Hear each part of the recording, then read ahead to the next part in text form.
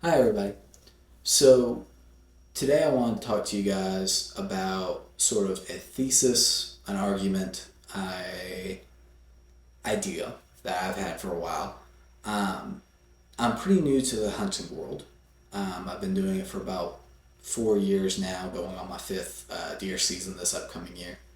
And I've done a lot of deer hunting, a lot of hog hunting. I grew up in the southeast, and I've done the vast majority of my hunting here in the southeast.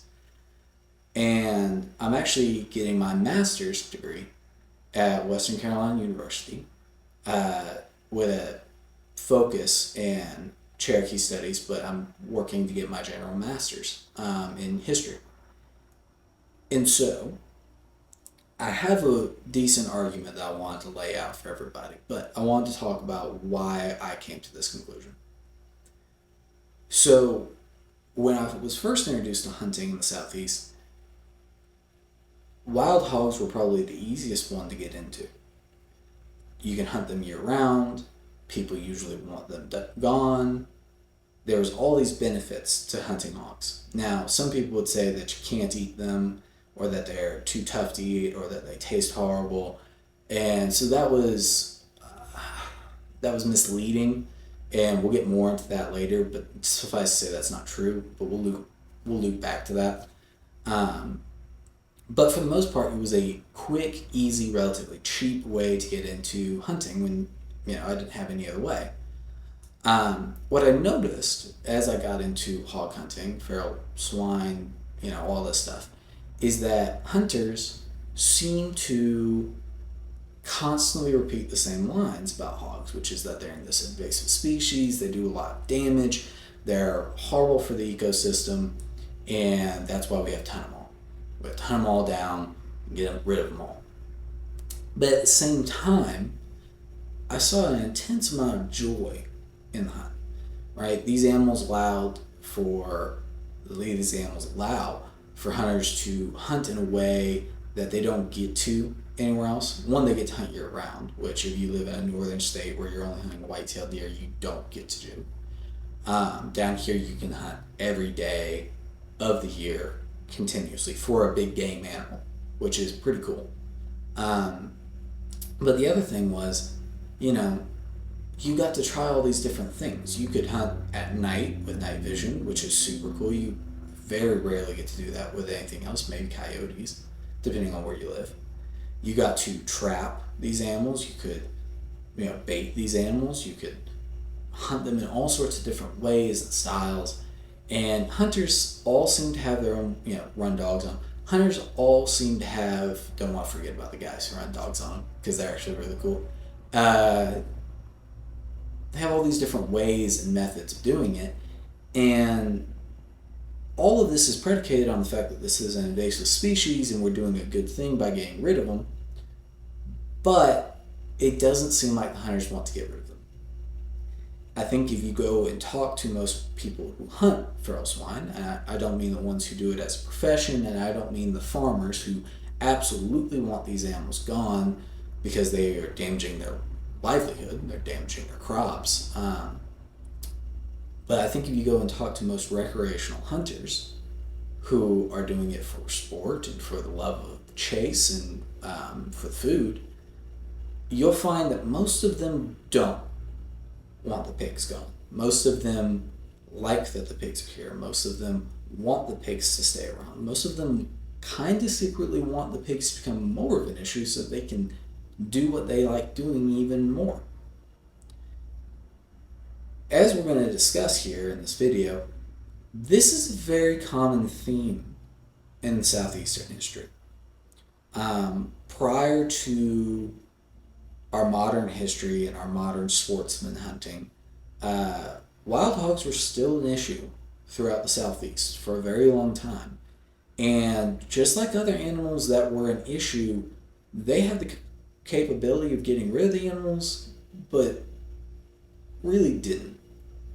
And it's very interesting to look at why and how we've kind of changed and adapted, but at the same time haven't. So we're going to get into it. But suffice to say, my argument is I don't believe that hunters in general want the feral swine gone. I also believe that for the hunting community, hogs are more beneficial than they are detrimental, and possibly for larger society. So, big claims we're going to get into. The history of feral swine in the southeast, which is where they start, but in North America at large, starts with the Spanish coming to North America. As they did so, the Spanish obviously didn't know that this was a continent at the time. They were trying to find different ways to get into the Pacific, and as they started discovering the islands in the Caribbean, and then later on parts of North America and Central America and South America, they thought that parts of this were islands, and then they were always kind of looking for ways past it. But what you have to understand is the Spanish were thinking about stopping points that they could sail to as they were trying to get over to the Pacific. And so every time they found an island, or what they would think is an island, they would basically release a bunch of pigs onto the island. The idea being that these pigs, known for their survivability within Europe and everywhere else, would basically be dropped off on these islands where they didn't have any natural predators. Their populations would explode as they ate all of the, leafy greens and everything that's on the island. And then when the Spanish came back however many years later and landed on the island, there would be a population of pigs that they could rely on for food. So this is the general idea. And this didn't change when they found North America. The second they hit the shores, or maybe not the very second, but very quickly after hitting the shores, they would release wild pigs into the Everglades in Florida and into the Carolinas. And the pigs found these swamps and these temperate climates very, very adaptive. And they mirrored into it nicely, and they started to ravage the southeast. And they proliferated on acorns and roots and vegetables and crops of natives as well as, colonists. And it was a very common thing to be running across hogs not very long after the pigs were introduced. In 1540, early 1540s, when General de Soto, which is probably the first Spanish or one of the first Spanish peoples to land in Florida and start exploring sort of the southeast, he dropped off lots of pigs as he traversed from Florida up through the Carolinas, through Tennessee and out into the Mississippi area. He dropped off lots of pigs and spread some disease and did a lot of other things, including warfare and taking slaves. And he even passed through the mountains that I'm currently in up here in Cherokee, and the Cherokee did not like him. But all of that to say, he dropped off pigs. Now, these pigs, by the way, aren't what you're thinking of when you think of feral pigs. You think of feral pigs and you see this very hairy, tusked, long-nosed, aggressive thing. These looked like farm pigs. These looked like the patchworked pigs that you would see on farms because that's what they had. That's what they dropped off. And these basically domesticated pigs turned feral wouldn't revert back to looking like Eurasian pigs or anything like that. They would still look like domestic pigs, although a little bit hairier, a little bit stockier. And they would be the first pigs to populate the southeast. And they would do so very quickly and very effectively. And they functioned in the way that General de Soto and basically the Spanish in general and the Europeans in general were hoping that they would. They proliferated as a population, and they provided a lot of food for colonists who came through the New World. One of the things that you don't think about is these colonists really didn't know how to hunt very well. They didn't know how to bear hunt. They didn't know how to deer hunt. Not everybody, obviously, but like your average colonist, right? Who came through, especially in the 1600s, they were coming from countries where they usually didn't have the right to hunt. It was usually reserved for nobility. And so these skills and these abilities that the natives had and that maybe soldiers and stuff like that had wasn't the common man's ability. And to go out and hunt down bears, deer, um, these other animals that might help you and your family sort of settle and colonize was difficult. But having these sort of, animals that you already knew how to deal with and understood because they were everywhere in Europe, running wild in the forest made the job a little bit easier. Um, One of the easiest things to explain this to people who don't already know is think about the movie Old Yeller. That family that surrounds the dog are pig farmers. They're pig farmers on the Old West, out in the Old West, and they pig farm, but they don't have a corral. They don't keep the pigs in a pen. They basically mark the ears of the pigs and set them loose in the woods. And then whenever the pigs are breeding or there's a litter of piglets that are wandering around in the forest, they have to go out there and mark their ears to claim them as theirs. And then they have to go out again and catch the pigs or kill the pigs so that they can butcher them. So they kind of farm pigs, but the pigs are kind of wild, and there's nothing stopping the pigs from migrating and moving around and interbreeding and escaping and all of these things. I mean, they're, for all intents and purposes, feral pigs. They're wild. They're protecting themselves from predators. They're foraging through the woods naturally, and this family's just kind of aware of where they are, and claims them. And this is a very common theme in colonial history throughout North America. Is for the most part because there was so much land, it was kind of limiting to pin in your pigs and let them run. So for the 1500s, from when De Soto and the Spanish first introduced them, up through the 1800s, this was the most common way of farming pigs in the southeast, which was oftentimes, particularly if you lived in the swamps and stuff like that, you would release the pigs or find pigs that were already released but didn't have any noticeable markings on them. You would mark them as yours, and then you would just kind of keep track of where they are throughout the forest, and then when you needed them, you'd go and get them. And so pigs were semi-feral during the entire period of this. Now,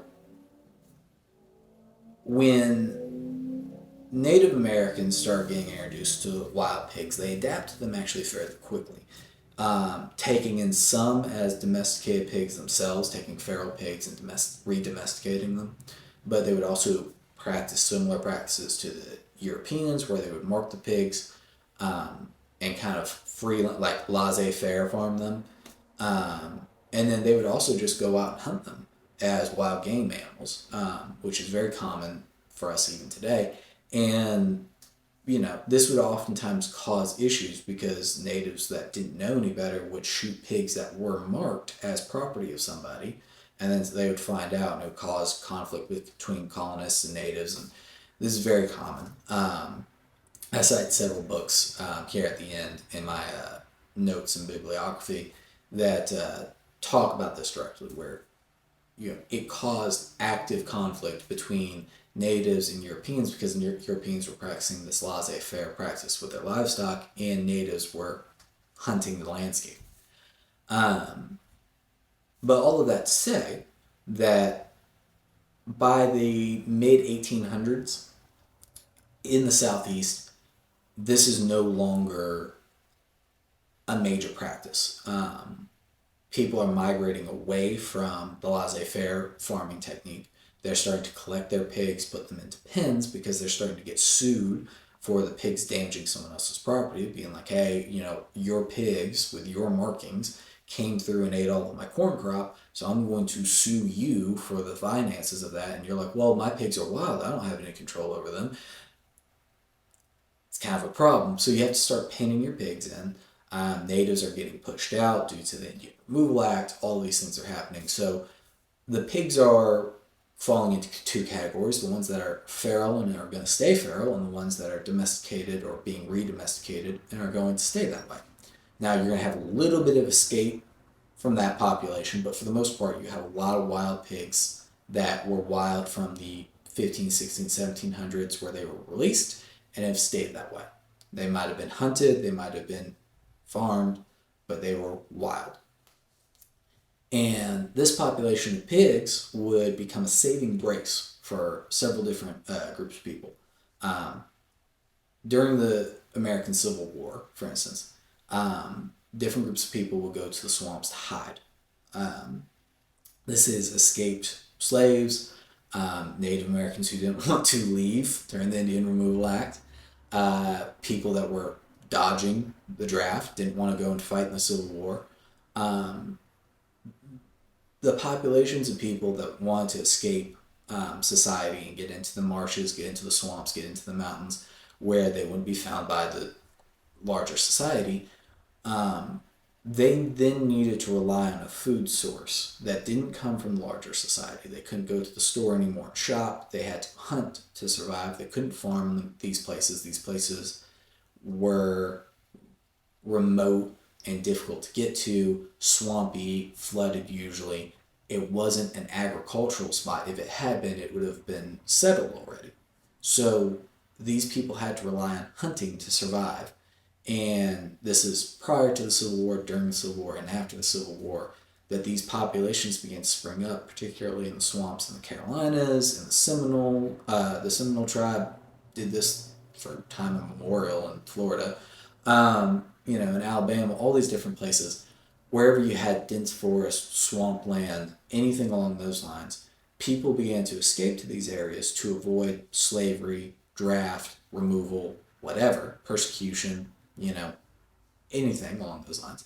They would form communities in these swamps. I mean, it's a fascinating history of the sort of squatters of the Southeast, where they sometimes for generations would survive kind of separate and away from the larger society around them. And in these swamps and these marshes, they found feral pigs to be probably one of their biggest saving graces. These animals provided a strong resource of fat and protein. It was incredibly stable as their population was abounded. And there's reason for that too. Pigs have uh, two breeding cycles a year. I think the females are able to breed after like the first 4 or 6 months of their life. And then after that, they have two breeding cycles a year, so they can have two litters a year, every year, of piglets. And they can have a bunch of piglets in each litter, like 12, 15 of them. And so their population, boom, as long as the resources were there for them to eat, their population was going to go. And, these rural communities, these people trying to escape something, really fell on that and used the crap out of that to survive and to kind of pull themselves out of it. And at this time period, there was nothing, we get laws in the beginning of the 20th century in the United States that make the selling of wild game meat illegal. And that's why if you go out now and you shoot a deer, you can't sell the meat to somebody else. You can gift it to someone, but you can't sell it. If you sell it, that's technically a federal offense, and it's a problem. That started in the 1900s because market hunting was decimating deer and elk populations and bear populations throughout North America. However, in like the 1800s, you didn't have this problem. It was perfectly legal to sell wild game meat. Pig, in particular, you could pass off as domestic or, feral, however you want to sell it, really. And these communities did. And one of the most interesting things that I found is you can oftentimes look at sharecropping families, post-Civil War sharecropping families who are put in this really difficult position of barely being able to survive. I mean, the value of cotton just being completely in the trash. The people who actually own the land that they're renting the land from taking way too much from them in crops. They're left with barely enough to survive to the next growing season. These people oftentimes found ways to pull themselves out of this. And one of the ways that they did this was through hunting and selling of wild game meat. And by the mid 1850s, if you lived in the Carolinas, Georgia, Alabama, all these different places, and you were a sharecropper, there were very few deer. Deer had been hunted out, bears had been hunted out, elk and bison had long been hunted out. There wasn't a lot to hunt for. I mean, there's raccoons and rabbits and possums, small game stuff, but there wasn't a lot of big ticket items anymore due to overhunting. But one of the animals that kind of are resilient in the face of overhunting and aren't as affected by it are wild pigs. And so a lot of these sharecropping families used wild boar to hunt their way out of poverty and hunt their way out of dependence on the landowner, hunt their way out of almost a second slavery that was the sharecropping system by using this resource to make a little extra money, feed their families without it costing any money, taking advantage of the resource and kind of motorcycle, pulling themselves out of, sort of this really tough situation. And so by the 1900s, the beginning of the 1900s, when you start having laws passed about the selling and buying of wild game meat, hunting seasons, tags, bag limits, all of these things that began to come around thanks to Teddy Roosevelt and the conservation efforts of, you know, um, yeah, sort of the conservative Americans within the government at that time, and the creating of national parks and public lands and sort of all these different things to help bring back populations like elk and deer and turkeys and bears that had all been pushed nearly to extinction by hunting. When all these efforts begin, there's a long and studied career of natives, African Americans, poor white people living off of, relying on hunting, farming, and just building their lives around the wild pigs in the Southeast. And so, as these laws are getting passed, they kind of come out of the woodwork and start telling everybody about how bad feral pigs are, how damaging feral pigs are to the crop. They're this invasive species. They're not native here. They're not like the deer. They're not like the bears. And the conservation efforts agree with them. I mean, it's all right there, plain as day. Yeah, these animals shouldn't be here. It's like the coyotes coming up out of the south, near Texas and everything else. They're not supposed to be up this far north. They shouldn't be here.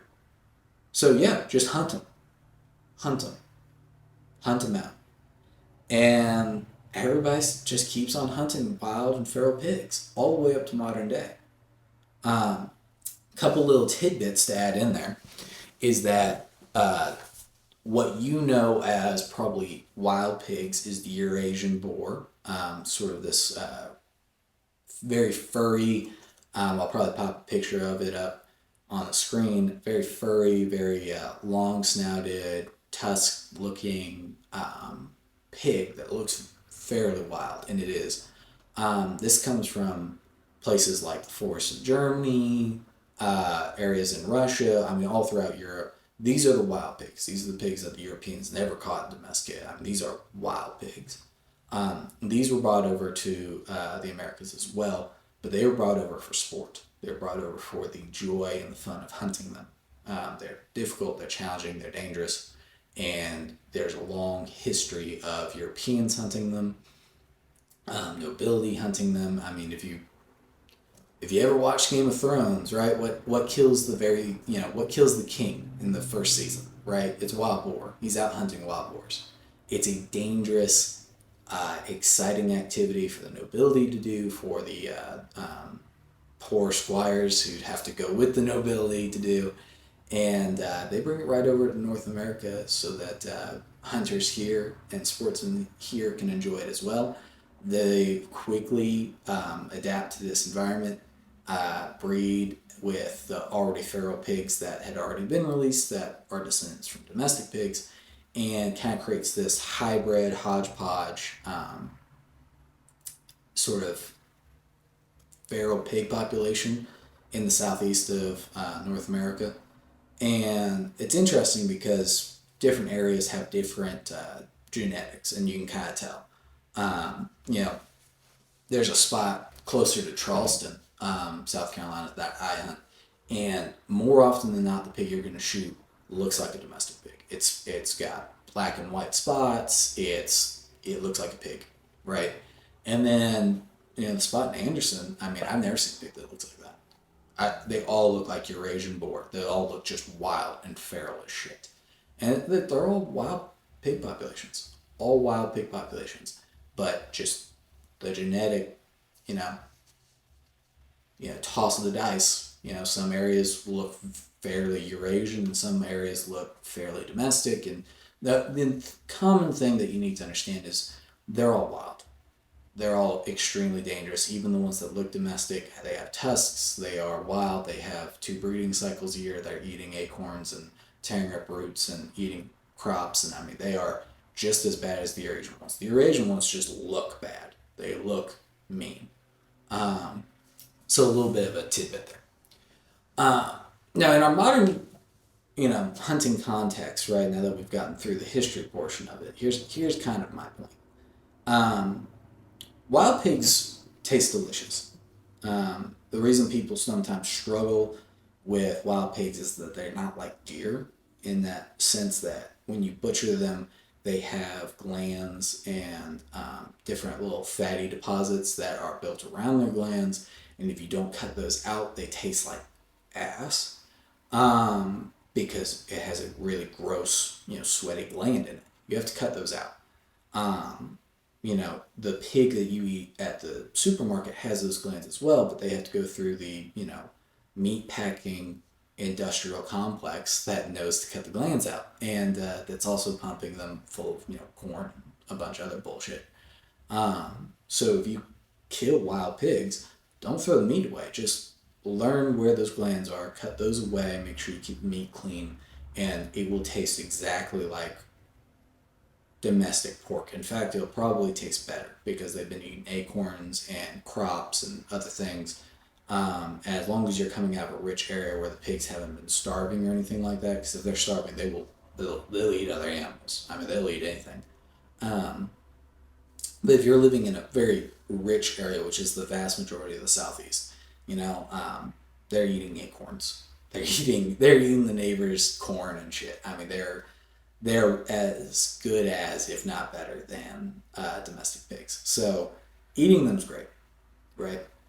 And the people who eat them a lot and know what they're doing like to eat them, right? Good barbecue, good stuff like that. Hunting them is a shitload of fun.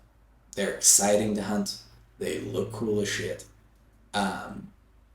You can hunt them at night. You can trap them. You can run dogs on them. You can just shoot them with a deer rifle. Like, it doesn't cost anything to get out there. You can bait them. You can do it year round. I mean, it's a lot of fun. And every hunter I've ever talked to, the first thing out of their mouth when you start talking about pigs is what a problem they are, how horrible they are. They're tearing up crops. They're so bad. They scare off all the deer. They do all this stuff. Ask them, do you want to do away with the pigs? If you could snap your finger and all the pigs would be gone tomorrow, would you?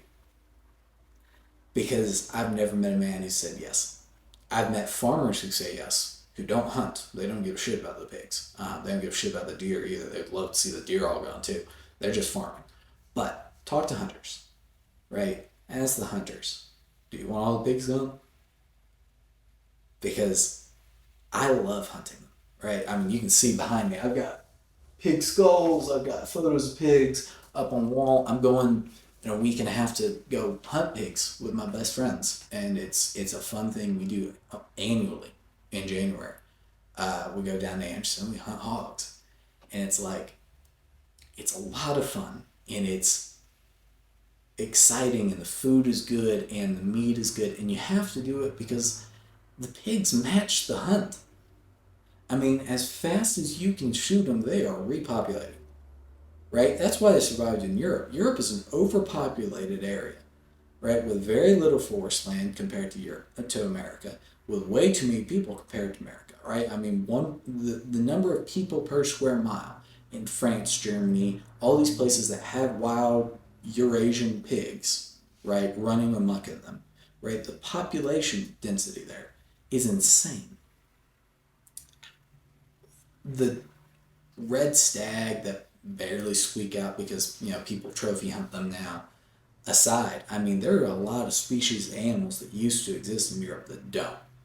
Wolves and bears and things along those lines that just they're not there anymore, right? They've been wiped out for the most part. There are some areas, up in the northern areas, but I mean England, for instance, perfect example. There's no wolves in England. There's no bears in England. They used to have an Irish elk in England. They don't have that shit anymore. Um, they only have the things that they like hunting, and everything else is dead. Why did Eurasian pigs make it? Eurasian pigs are almost perfectly adapted to human hunting and human subsistence hunting. They repopulate so fast. They have such high fat deposits on their body, which is integral, by the way, for you to live off of. Right, you need protein, fat. Carbohydrates are optional if you get fat and amino acids, and the pigs provide a resource of fat where most animals don't. You don't get a lot of fat off a deer or anything else. So pigs are pretty great to survive off of, and they populate so fast, and they get so big, so quickly. You know, it's a hard one to argue, but I think hunters really don't want the pigs gone. I think hunters are better off with the pigs here than not. I think the hunters love hunting the pigs. And I'm going to make one more argument. I think the history of the Southeast, with African Americans trying to survive and subsist after slavery, trying to pull themselves out of poverty, and, whites, poor whites, destitute whites who are doing the same thing, right? Who are also sharecroppers trying to pull themselves out of poverty, trying to pull themselves up by their bootstraps and make a better life for themselves. Natives who are trying to escape the persecution of colonists for a very long time, right? All these communities kind of fall to these areas that don't get developed for agriculture. And in those areas, they run into pigs, and pigs provide them with exactly what they need, which is a strong, stable, sustainable food source with a lot of fat, a lot of protein. It's good for you. It's going to keep you alive. And it's right there for them. I know pigs aren't native to North America, but I mean, neither am I, technically.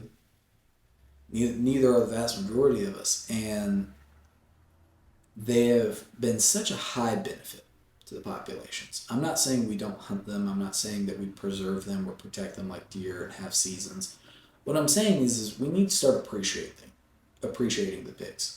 We need to start appreciating them for what they do for us, what they provide for us, the food that they provide for us, the hunting opportunity that they provide for us, the ability to hunt them in this way that we don't get anywhere else, and historically how much they helped us out, how much they benefited us as a society and benefited us as a community.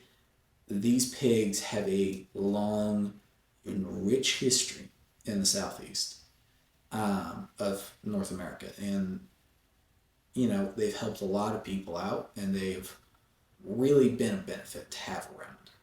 I don't think we should have this policy of we got to kill them all and we got to get rid of all of them. I think that is a bad policy. I think the thing we should start saying is there's a lot of them and they will overpopulate if we don't hunt them aggressively. We have to hunt them aggressively. We need to hunt them more aggressively than we are even now. But I don't think we need to get rid of them. I don't think the goal should be to annihilate them. I think they are beneficial. I think people really enjoy having them here. And I think they just need to be managed. I've been incredibly long-winded, so I'm going to let you guys go. I hit most of my points, and I will create a citation sheet and post it up here at the end of different people that I referenced during this, because I can't not, as a historian. It just feels wrong to talk about a subject and not cite a bunch of people that I read prior to doing it. But I just want to say, if you are a hunter and you have hunted hogs in the past, this idea of shoot them and leave them where they lay because they're not worth eating, it's a lie.